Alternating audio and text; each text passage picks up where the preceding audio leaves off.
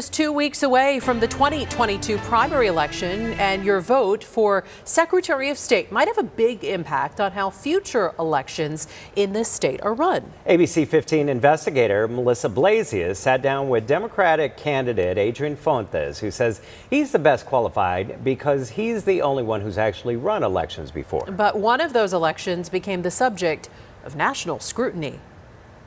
Recount!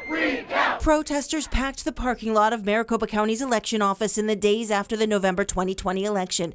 They tried to poke holes in the integrity of the vote, which did not go President Trump's way. Inside, County Recorder Adrian Fontes, a Democrat, led his team counting votes. I consider Maricopa 2020 a professional feather in my cap. 2 years later, Fontes says he's proud of his work, both preparing for the election and facing that political firestorm. It's the single most highly scrutinized election in American history, and nothing was really found wrong with it. Sure, people make accusations and stuff, but there's no evidence that we had any real issues. Fontes himself failed to win re-election in 2020, but he says his one term as Maricopa County Recorder makes him best qualified for the Secretary of State job.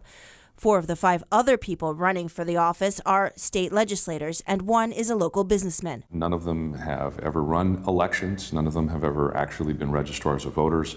None of them have had to apply the law to the practice of administering elections. Fontes, who's also a lawyer, faced several other controversies. In the 2018 primary, there were problems with a contractor delaying the opening of some polling places. He says no system is perfect, but his track record proves one thing. Everything we tried to do was for voters.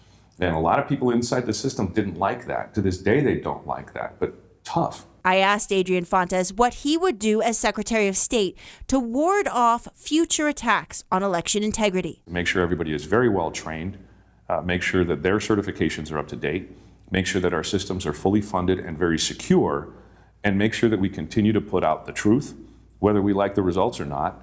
I also interviewed the other Democrat in the race, State House Minority Leader Reginald Boulding. You can see his interview right now at abc15.com/election. I'm investigator Melissa Blasius, ABC 15, Arizona.